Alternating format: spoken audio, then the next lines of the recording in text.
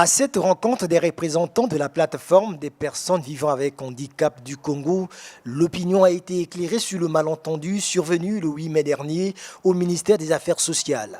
Pour le porte-parole de la plateforme, ce sit-in était une manière de réclamer leurs droits, comme l'avait annoncé le président de la République. La pandémie du Covid-19 qui arrive au pays et que les handicapés ont besoin de l'aide, ont besoin de l'assistance et que le conseil consultatif est resté, ils sont restés dans leur maison pendant tout le temps du confinement. Ils sortent après le déconfinement et ils donnent des raisons fallacieuses pour dire que nous les avons déjà informés, nous ne les avons jamais informés. Abordant dans le même sens que son porte-parole, le coordinateur de cette plateforme a également donné les raisons de cette manifestation.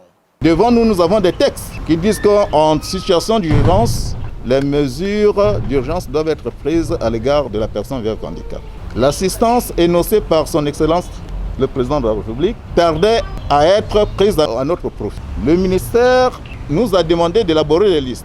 Nous avons travaillé avec la direction de la réadaptation. Nous avons fourni une liste de 2450 personnes vivant avec handicap qui étaient dans le besoin.